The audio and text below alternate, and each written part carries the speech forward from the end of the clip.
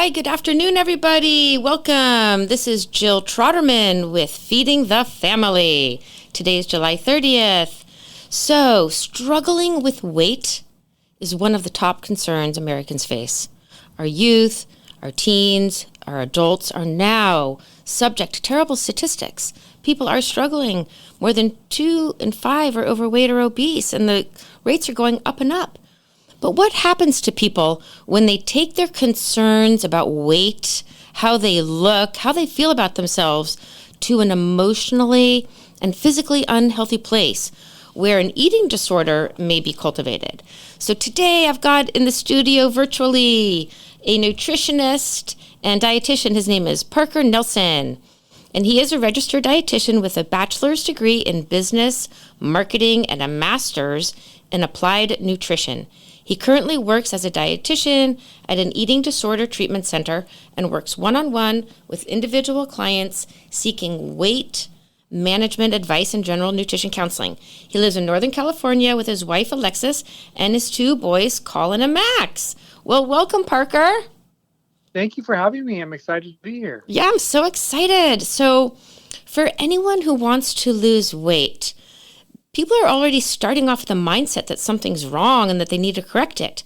So those corrections can be looked at either dauntingly with fear and trepidation, like, how the heck am I going to accomplish that goal?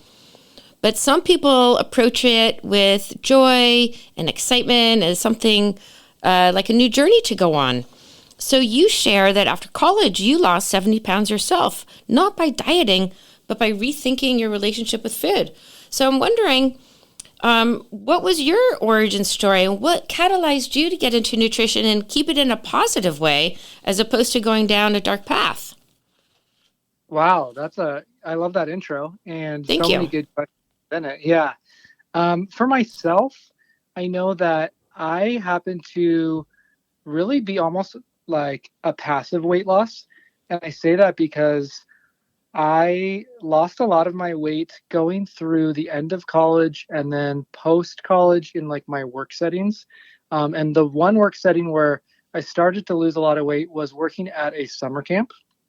And that experience was, it's very different from day to day life where I'm running around all day. I'm out in nature, out in the sun, getting good rest, playing a lot. And then I had like regular scheduled specific meals every single day. And so it really changed the way that I was eating and moving. And that kind of set me onto a journey of, how did I lose a little bit of this weight? And, what's my next steps? Like, how can I continue feeling better? Because I did start to feel better. And like you mentioned, not everyone will feel better right off the bat, and not everyone necessarily needs to lose weight. But at that time, I felt like this could continue to make me feel healthier and be better. And so that kind of set me on that path. And then I just started to explore, what other things can make me healthier, and how can nutrition play a role in this? And so that's what got me into the career that I'm in now. Right. So you first had that awakening, you could say, and then that got you excited about food and nutrition because you're probably feeling a lot better than you were. That's right. And I think the thing that you're touching on is so important because, the work I do with patients who have eating disorders, it's that starting point that's different from the starting point that I was lucky enough to have. So like you mentioned earlier, you can either go on a journey that's filled with anticipation and joy and interest, where it kept building on itself. And I started to get more and more interested, and I was just getting healthier and healthier. Whereas a lot of people who come from a background of having an eating disorder, what sets it off is they're told that, they're no good, their body weight is bad, they need to change something drastically.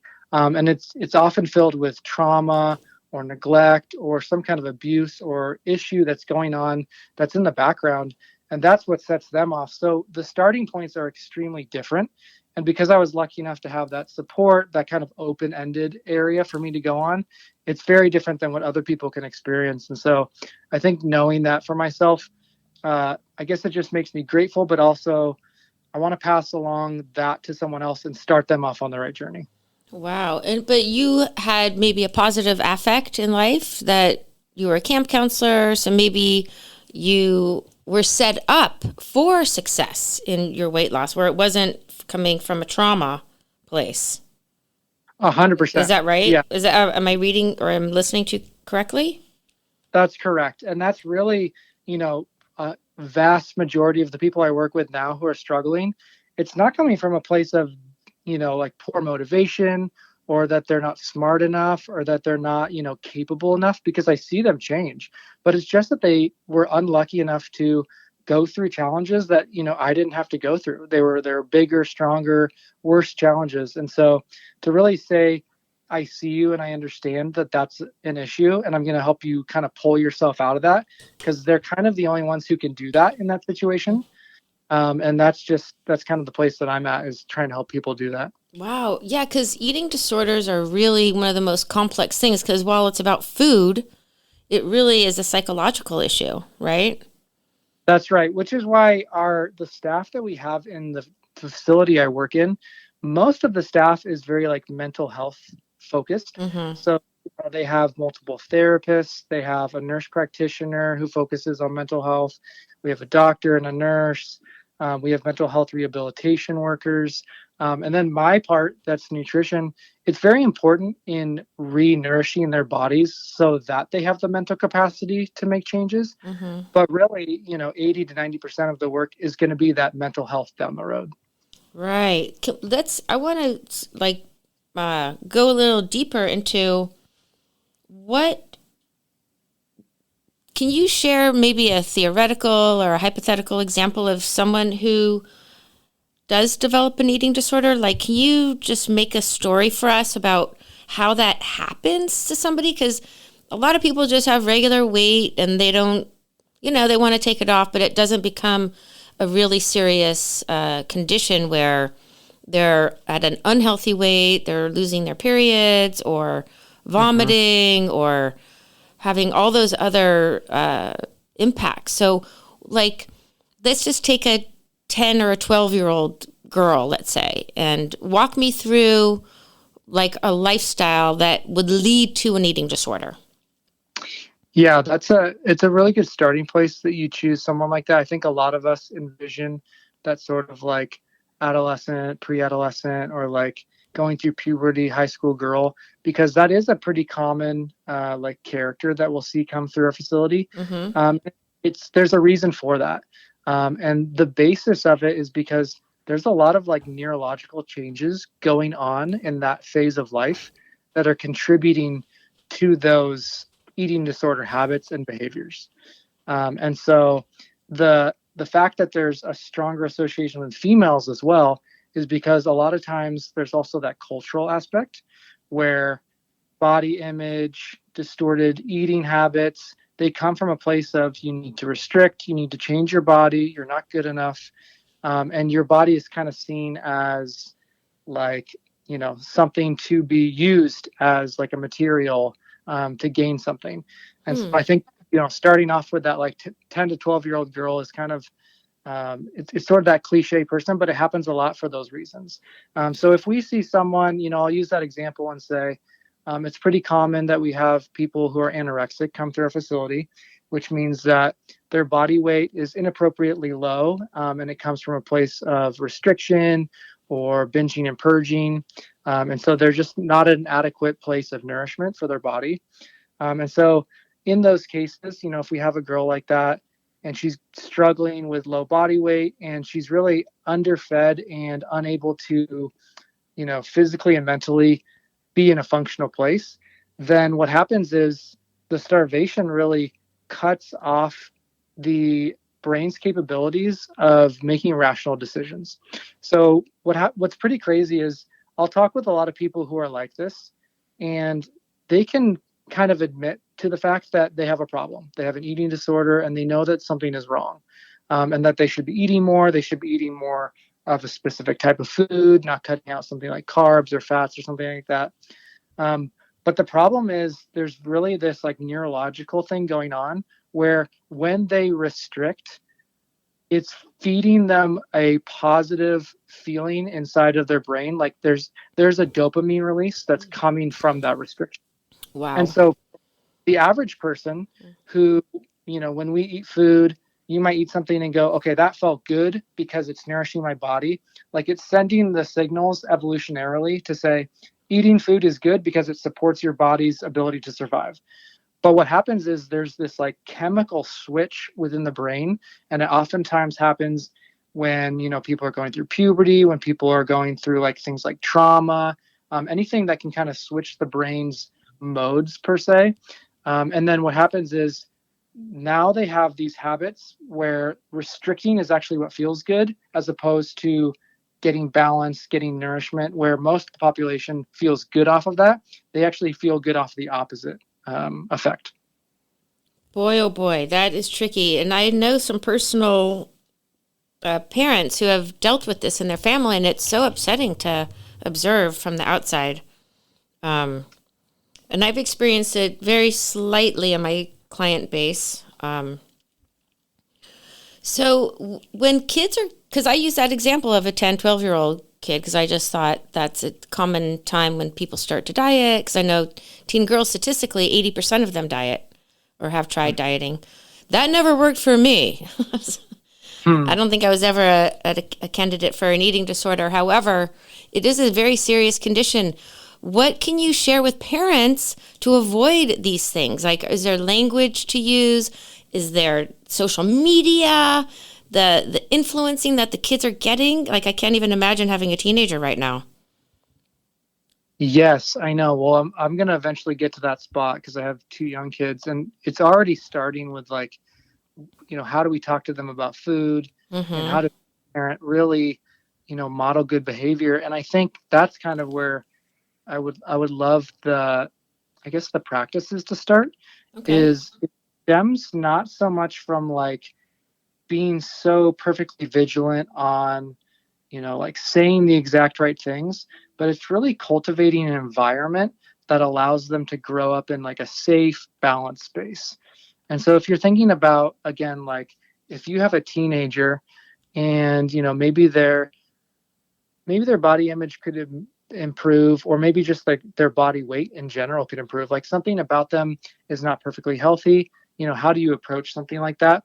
And I think if you continue to cultivate like good behaviors from yourself, like you eat well and you view food not through like a moral sense of good and bad, but you say, I'm going to eat 80% healthier food and 20% indulgent food, and I'll make sure that I don't use too strong of language, but I also prioritize nutrient dense foods. I think if you have balance within that in yourself, like you're modeling that behavior within your own eating habits, then I think a lot of people will follow that. I think kids definitely tend to follow how parents act more than what they say. So I think modeling it is a big one. I also think that, back to what we were talking about earlier with things that can influence those switches in the brain, things like trauma, things like cultural cues. I think if you're able to, again, set up an environment where a child is not abused, neglected, is getting safe spaces to eat, can talk about their body in a space where they can be vulnerable and you can work through those things. I think that's just as powerful as, whether or not they have a cookie 2 times a week, or whether or not they, like neglect eating meat or something like that. I think it's really the spaces and the safety that they can feel balanced in. Wow. Okay. So when, because I'm wondering if it's a perfect storm or if some kids just are more susceptible if they have a sense of perfectionism or they want to be a straight A student and they are on the soccer team and they want to go to a Ivy League school. Like, are those kind of kids more set up for that kind of wanting to be perfect, or can it just happen to any regular kid? And also, does it happen in adults? Like, are regular men and women susceptible to eating disorders as they age? Yeah, you brought up two really good points. The first one of being, are more people or some people more susceptible? Yes, 100%. So eating disorders have a strong genetic component, and some of those personality traits that you talk about, we definitely see those. Now, eating disorders are different. There's anorexia, bulimia, and then there's things like RFID, there's binge eating disorder, and there's some other smaller, lesser known ones as well. But all of them take on different faces. And so different personalities might lean more heavily into them, but you definitely see that, stronger personalities, especially ones that are geared towards extremes. So you talked about like things like perfectionism. I see a lot of people who view life in terms of like black and white phases. Those people are often very susceptible to eating disorder behaviors. So, for example, someone who sees, like a food as it's either evil and it's a terrible thing to eat, or it's the most amazing, like superfood ever. Those kinds of extremes.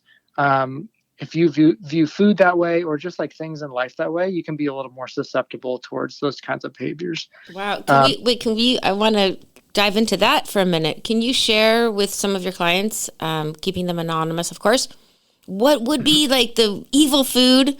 I might have some that I don't want to eat. And then what are like the superfoods? Because clearly those are very extreme things. So you're saying these people who are susceptible can't see the nuance of food, that it ebbs and flows throughout the day and the week and the year even. And sometimes you might eat more quote unquote junky food if you're on a cruise ship versus an athletic training camp, for instance.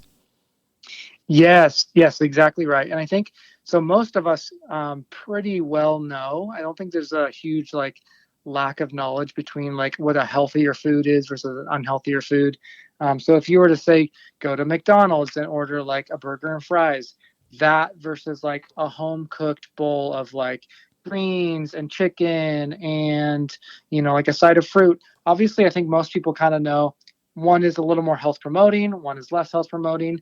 Um, but again, it should be viewed on a spectrum, because if someone were to go to McDonald's, once a week and have a meal that's really enjoyable, and then they were eat like these nutrient dense foods most of the time, the rest of the week, their diet would be wonderful. We see really good outcomes from that.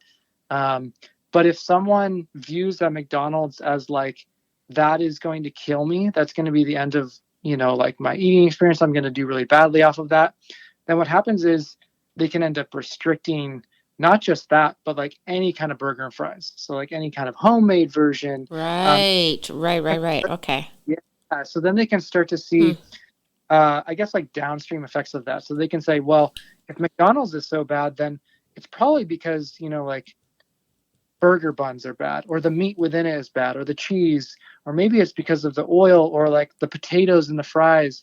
And so then they start to say, well, I really don't want to be a part of any of that. And so I'm going to restrict, these carbohydrates, or I'm going to restrict like the fat that's within the food.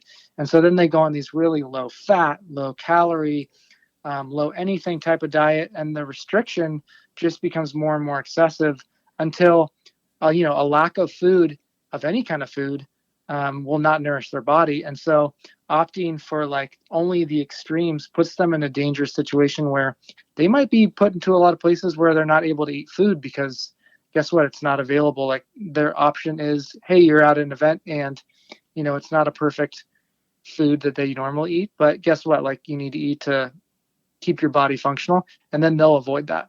And that'll kind of spiral out of control. Wow. Boy. What are the statistics? Do you know that off the top of your head? I don't want to put you on the spot, but I'm just wondering how many kids suffer, but it doesn't even matter if you know that or not, but Oh, like how many kids have an eating disorder? yeah, I just wonder what percentage of kids. I believe that in terms of like how many people will experience an eating disorder in their lifetime, it's about a third of people. Oh, wow, that's not good to hear. Yeah, I mean, it's challenging because it's not just within that like adolescent phase. And so I think back to an original question you were talking about, which is, can adults struggle with this? Mm-hmm.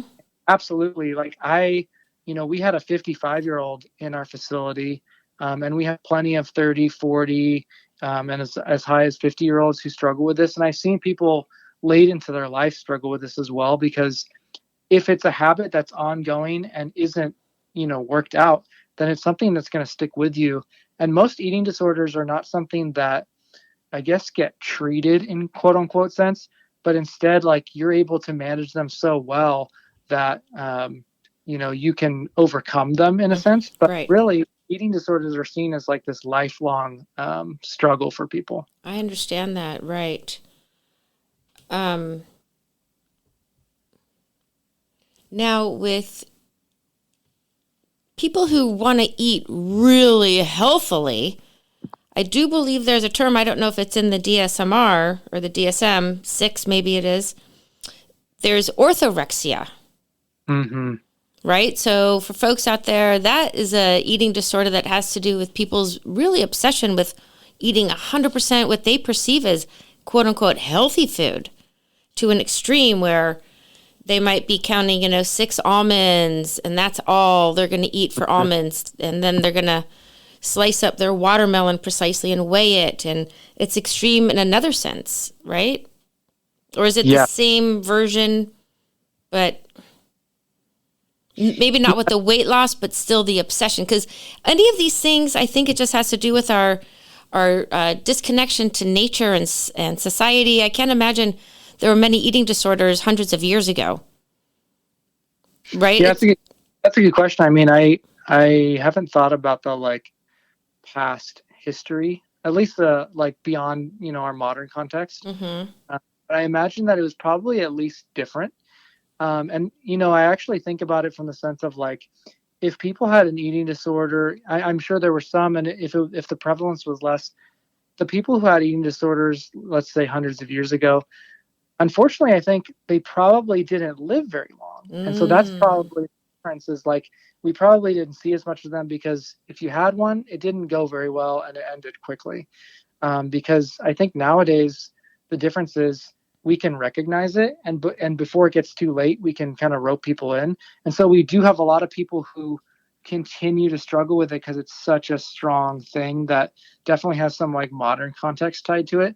But I think there is sort of that like survivorship bias of like, well, we've seen them and we can get them before it's too late because, in a food scarcity environment back, hundreds of years ago, that probably just didn't pan out. Whereas now it's like we can find ways to continue to like hold people up through that process. But it's still a very scary experience because you can hold someone together, but they're still struggling mightily with it. Right. Yeah, I can imagine those Victorian ladies in their little corset dresses being concerned about their weight. I mean, I Yeah. guess we've had societal pressure to look a certain way for a very long time. Oh yeah, absolutely. And as you mentioned, it continues to this day. And it's crazy when you were talking about orthorexia earlier. I think it's considered like a disordered eating habit, which is like a little less on the spectrum compared to like an eating disorder where there's clinical guidelines of like your body weight's too low or you purge this many times per week. But orthorexia is still pretty serious. And I think it's very prevalent among people who they have good motivation, which is I want to eat well, but it just goes to an extreme level where it's affecting their quality of life. And so it ends up affecting like their social health, their emotional health, their spiritual health, their mental health. And that's something that I really tried to hammer home with a lot of my clients is like physical health is not the only thing that you're dealing with here. And a lot of times they'll ask questions like, how come I need to have like an indulgent food every once in a while? Well, it's not like your body necessarily needs that in order to survive. But a lot of times eating out, an indulgent meal with friends, that contributes to your social, emotional, mental health. And those are things that we actually want to pull up because that's part of your holistic health that we want to contribute to. Oh, I'm so glad that you said that. I was out with some friends the other night and really I do eat a vegetarian diet, so there wasn't too much on the app menu except for French fries. Yeah. And we literally got 2 rounds of French fries, with the sauce and the dip and all the stuff. And I know too much about nutrition, so I wasn't going to harass my waiter and ask him for the ingredients. But that's a perfect example, right, Parker? Of Yeah. going Yeah. out, we're having a great time, we're listening to music, we're just in the moment. So it's not like I'm going to bust out my bag of pre-prepped tempeh cubes or something weird like that, right?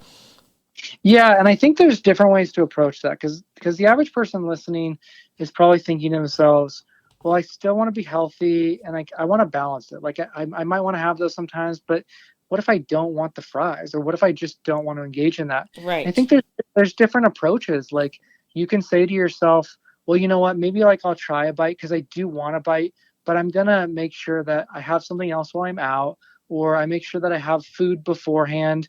But I do think that like the quality of life will suffer, and I won't feel good if I bring along my food with me, because I just feel like that's too far. Like that might be you.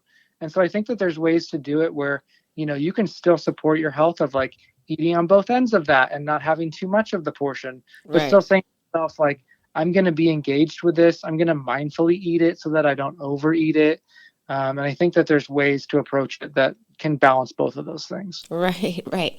Because we do know French fries aren't the greatest thing on planet Earth, but boy, they are good. Like what were those foods you called them? Engaging foods, indulgent Like foods? indulgent foods. Yeah, that's how Indulgent foods. Okay. yeah, I like to call things indulgent food. And then I guess you could just call it like a health promoting food, would probably be like the two ends of a spectrum, right? Right. Uh, the reason I like to use that language is because, again, like you could use the language of like a French fry, and that could mean different things to different people. Like Right. I could make that at home with different ingredients than you, and so we have two different foods. But 100%. Right. and you can have a sandwich and say, like, is a sandwich healthy? Well, Right. I don't know. Like, what type of bread did you use? What type of veggies did you put in? Did you use meat? What kind? So I think there's a spectrum of like how a food can present itself in terms of like health promotion or indulgency, which is the other side where it can taste really good and not always be, physically as health promoting. But that balance in the middle is where, we can still find a lot of good foods. Right, right, right. Right. Because I eat a really super healthy diet. So when I eat those occasional french fries, I'm not really worried about it. It's fun. I'm eating it, whatever. And I think the psychology is really equally as important because the stress that you could put your body under by being upset about a food you ate or an indulgent day, that's going to set off cortisol. You're going to have self-doubt, self-esteem issues. So for me, just like boom, push that day away, go forward and do your best the next day, right? Is Yeah. that what you're saying? Yeah. And what you said was perfect, which is essentially you could either what would be worse for your health, eating one French fry or worrying about eating the French fry for the rest of the day and not eating it. 100 And exactly, right? Tell me. I think it's pretty obvious that like if you had one French fry, you are not as fragile as I'm going to fall apart because of one French fry. Right. But if you are worrying about it for the entire day, that's going to have a much worse health effect than just engaging in it once and saying, this is okay and it actually tasted good and my body's going to use some of this potato and oil and it's, we're going to get on with it. And we are going to get on with it, right? And in Yeah. fact, at this moment, I'm going to take a quick break, Parker. So I'm with Parker Nelson, dietitian, and we are talking about food, eating disorders. And when we come back, I want to dip in to your book you wrote. So I'm going to let people hang on to that one, and we will be right back. Okay, everybody, we are back. And this is Jill Troderman with Feeding the Family, and I am joined by Parker Nelson. And we're talking about food and having a healthy relationship with food, including the language that we use, especially with our kids. So, Mr. Nelson. Can you hear me, Parker? I can. Okay, great. So I am so impressed that you wrote this, what looks like a fabulous book. I haven't read it, but I sure do want to read it. So let me share with our listeners the name of your book, which is called Nutrition Nonsense: How Social and Psychological Biases Sabotage Our Eating Habits. That is a great title. I just want to dig into that one. Thank you. I really want to know, I'm so curious. Yeah, I spent quite a bit of time on the title alone, and then the book itself. It's a lot to write a book, but I wanted it to come off as like, whoa, what's going on in this book? I do, and it's very compelling because what is the new nutrition nonsense that we're faced today? Because you and I don't need to go down the cereal aisle or talk about sugar and all that kind of stuff. But what are the myths? What are the psychological crazy talk that we get every day? Yeah, I broke it up into so many different components because I think that there's a lot of different pieces going on here. But the way I describe it is essentially like any of the noise that's coming into our head, whether it's like food manufacturing companies, friends and family, social media, just like our internal sense of like shame, guilt, a need for perfection, things like that. And then anything else just like in the world today that's shaping the way that you view food, and just health in general.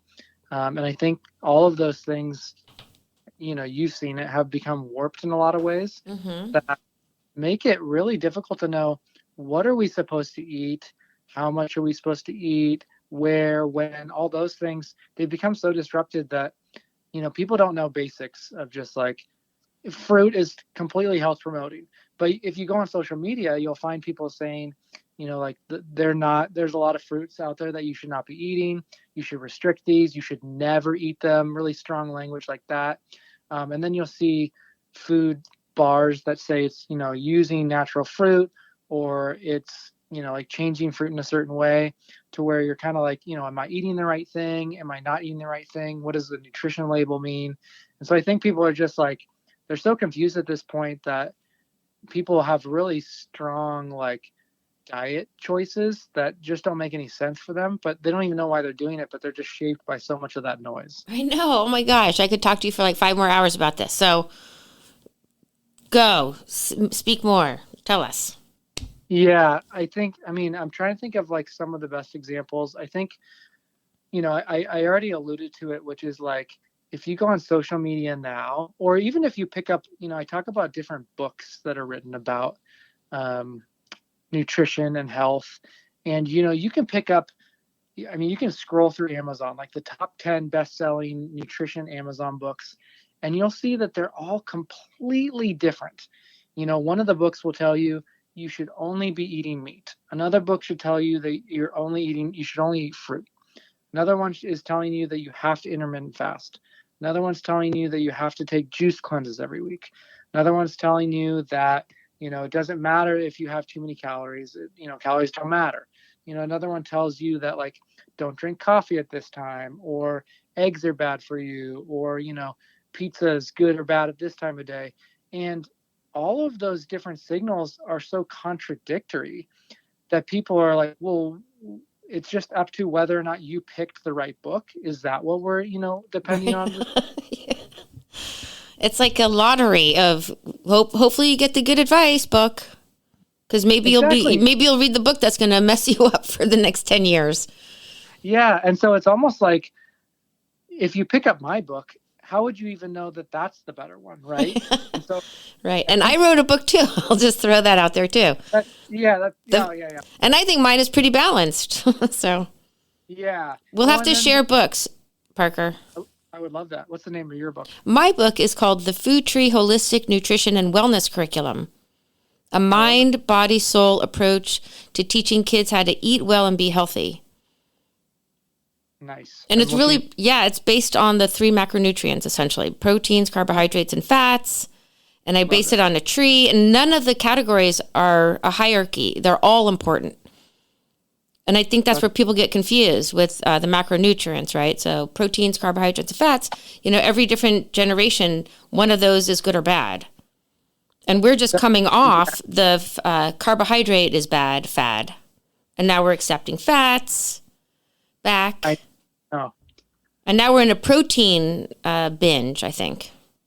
That is great. Yeah, the macronutrients, that is a really interesting discussion too, which is, you're so right that the trendiness of things is what we don't want to get sucked into. Right. Because if you have a good sense of nutrition, like you and me and other people who do this for a living, if you have a good sense of it, you don't get thrown off by like one image on social media, or you don't get completely derailed because you saw a video that said stop eating fats. You actually know, like, okay, I know deep down that like these are the kinds of fats I need. This is how much I need of them, because I've not only experienced it, but I know kind of like the core physiology, and I know what's going on there. But Mm-hmm. for most people, they don't have that, understanding, but they also don't have that experience to rely on and say, well, this has worked out for me, because they've been dysregulated or just thrown off for so long that they're like, I don't know what to trust. And so they don't know which book to pick up. They don't know which trend to follow. And that can be really harmful for them. Exactly. So, what would be a common myth that men have to deal with?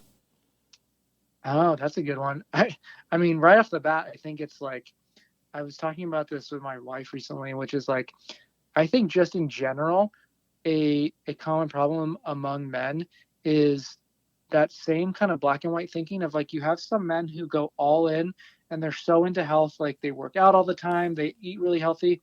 But on the opposite end, you have so many men who completely neglect it. And so there's sort of that idea of like, I either have to like completely be all in or I'm just not going to do anything. And I think it's a myth that you have to be like obsessed about health in order to promote good health within yourself. Um, and that's why, talking about dietitians, so I'm normally like in many fields, males can be like the dominant group within any kind of like field of choice, right? But within dietitians, 95% of dietitians are women. And I think that's the reason for that is probably because a lot more women understand like the value of health and understand like this is what I want to promote and be a part of, whereas a lot of men just neglect that. And I think it's unfortunate and is the reason that I work with a lot of men and try to get them to understand like this is actually a barrier to you doing well in so many other aspects of life that Hmm. you really care about, which is like, you know, promoting good workspace for yourself, helping take care of a family, helping to, reach goals and dreams and things like that. And so I think just neglecting health and realizing that it doesn't have to be you're either obsessed about health or you completely neglect it altogether. Yeah, that's great. We have to come into the middle and support the men folk. You know, they get put in this Homer Simpson category oftentimes too. Yeah. Right? And men do care, and we want our men folk to be really healthy. And I've been actually studying a lot recently, doing some research on reproductive health in men, and that Mm-hmm. is so important. You know, for not only our species, but for if people want to have babies, how important Yeah. good nutrition is, good mental health, and all the things that go into that. And I think guys kind of get sidelined on a lot of those care things. Um, on how to care for themselves. Yeah, I think that's at the heart of it too, and is the reason why, because it probably doesn't align with a lot of like men's, I don't know, like cultural values, I guess I would say. And so culturally, I think a lot of men feel like, well, if I'm gonna like, you know, get in the kitchen and like prep my food and make sure that I have like vegetables and, make sure that I go for a walk and take time for like silence so that I can like calm my nervous system. Those all feel like culturally more like female traits. So I Mm. think a lot of men think to themselves, I'm not supposed to lean into that. Hmm. But I just, that too is kind of a myth where those can be seen from a very different perspective if that's what it takes to get those habits going. And you can see those as like, well, those are actually very empowering and can make you a much stronger person, a much more like functional human being who can accomplish the things that they want to accomplish. And I think that's, I don't think there's any gender that's left out of that where like both male and female both want to be strong, capable people. And so it takes nourishing yourself and making sure that you're healthy and well through things like good nourishment through food, making sure that you're taking time for yourself to rest, making sure that you're managing your stress and being physically active. So all those things play a role, but I don't think they have to be, um, I guess, like siloed into one gender per se. Right, right, right. Yeah, all both genders. We all need to eat healthy, good foods. And so, what would a good dinner and mealtime look like for a healthy family? I like to focus on families. I like to get to the core of things, help kids and parents avoid long term issues. So, do you advocate for consistent family meals and some regularity and normalcy in that? Does that help create a really loving foundation? Oh my gosh, yes. So in my book, there's a point where I talk about sort of the cultural differences, and one of the reasons that we've seen this sort of modern shift, especially in America, um, with people not eating as well and having like just worse health overall. And I think it stems from that really basic unit of like family time. And so you'll see this across other cultures where they really value like the food and family experience. Yes, yes, yes. Yeah. Like And so Asian families, Latin families, exactly. Yeah. I mean, you can go to so many cultures Europeans, around the world. pretty much around the whole entire world. What happened to America?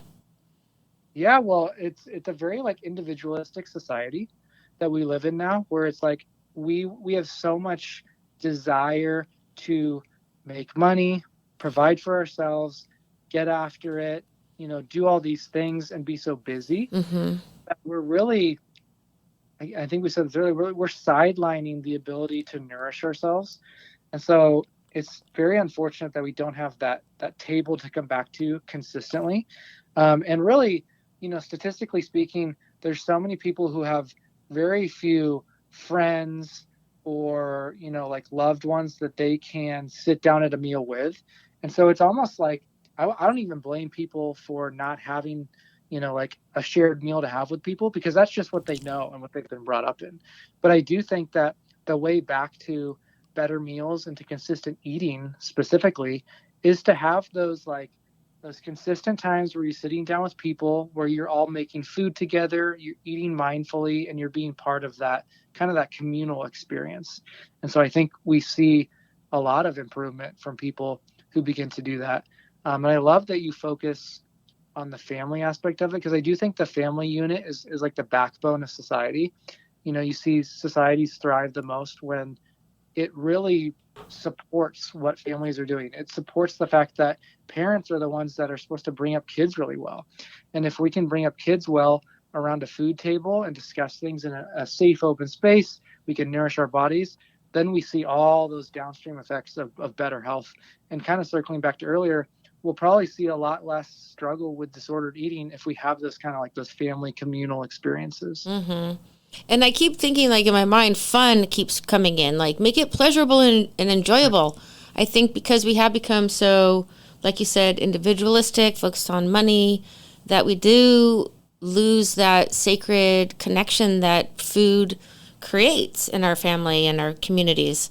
And sitting down and cooking with your kids and making it joyful and conversational. And please back me up on this. Like, please, no cell phones at the table, right?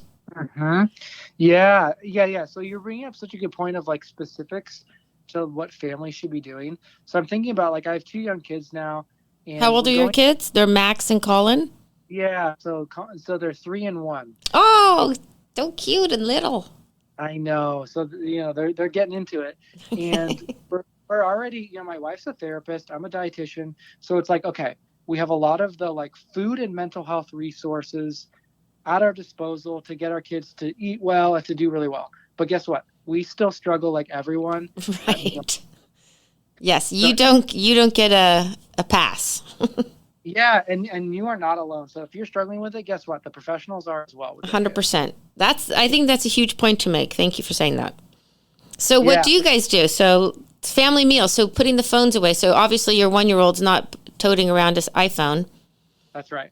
Yeah, I think the phone as kind of a separate thing has been a huge piece that me and my wife are like, this needs to be a big part of our lives is removing this, because if we want to model that for them as they grow up, there's no way they're going to find that it's normal, to not be on social media if we're on our phones all day, if we're showing that behavior.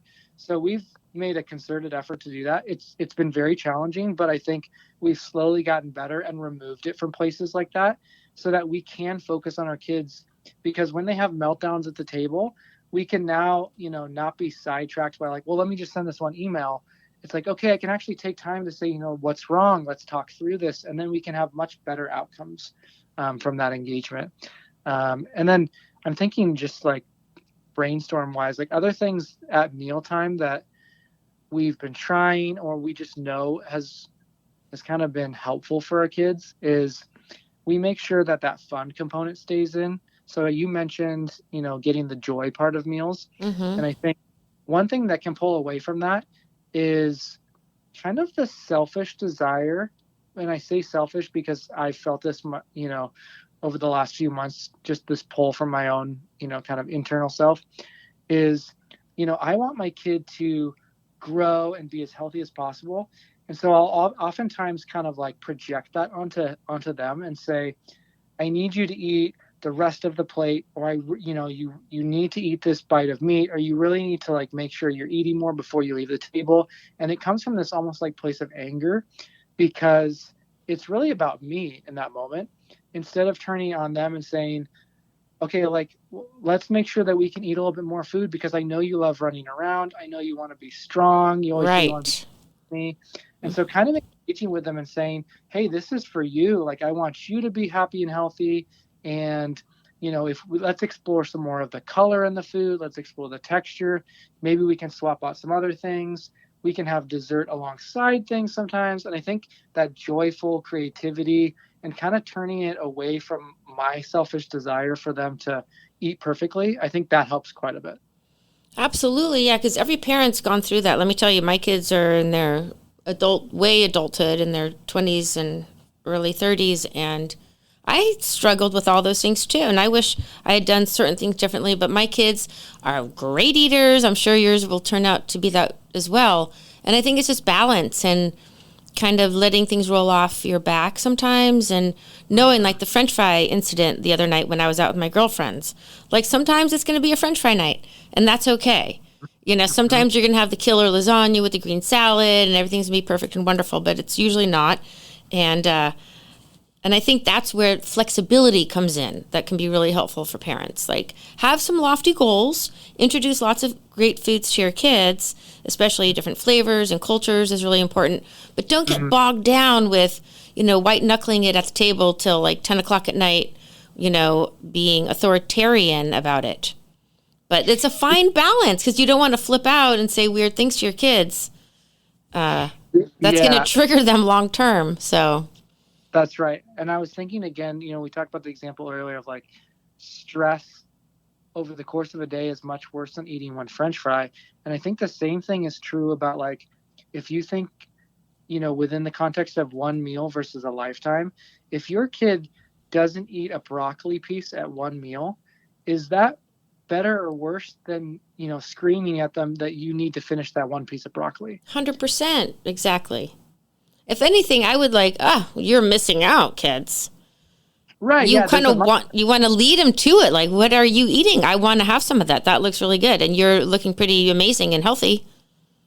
That's right. And they say, it can take up to like 15 exposures of a food to get used to it. And so it's hard to expect a person or any human at all to really be comfortable.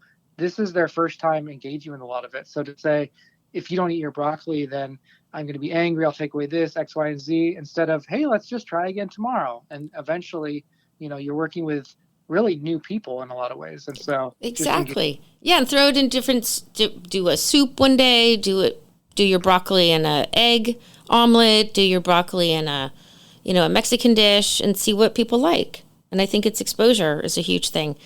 Well, we only have a few minutes left, so do you have any parting shares you want to offer our community on things that you have learned as a nutritionist and a dietitian in your life? Yeah, that's a really good question. I think, in this conversation, what I'm reminded of is think of the bigger picture. And so a lot of people, when they think about their nutrition, it's oftentimes so, I guess, like small picture oriented. They think so obsessively about, did I have the wrong breakfast today? And that food noise is just so heavy on them. Like, did I eat the wrong thing? I guess I'm just going to binge later because of it. Hmm. Or, did I eat well today? Well, I guess I'm going to try to continue to be perfect throughout the rest of the day. Or like, did I eat over my calorie goal? And that's going to set off, this obsession or this annoyance or something. And really, our bodies are very like adaptable and flexible, and we're resilient people. And so I think if we can continue to say that, if I'm doing the right thing 80 to 90% of the time, that's gonna hold me together, and I'm gonna be health promoting, and just kind of look at the bigger picture of weeks, months, and years, as opposed to meals, calories, and specific, one-time incidents. Yeah, that's perfect to say. That's like looking at the big picture. Hopefully, we're going to live long, healthy lives. Mhm. And at every different stage of life, we can increase our health. And I think one of the things I'm hearing from you, Parker, is being kind to yourself. Yep. I think that's like the real big overarching feeling I'm getting is that we're so tough on ourselves and beating ourselves up, and life's challenging as it is. Just take pleasure in the food and the beautiful food that we get to have, and relax a little bit and listen to yourself.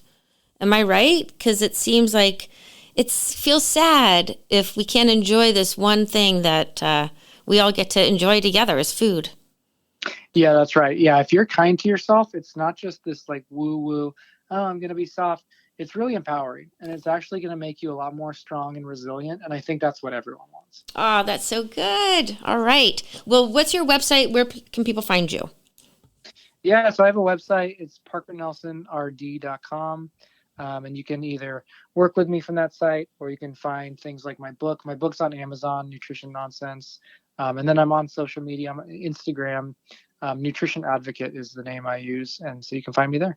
I love that. Well, I really enjoyed talking with you today. Likewise. Thank you so much. Thank you so much. So again, I am Jill Troderman. This is Feeding the Family. We are streaming live from Santa Cruz, California on santacruzvoice.com. And join us next week. We have a great guest on, Mira Desi, talking about pantry food items. So continue eating well and lots of love to everybody. Peace out.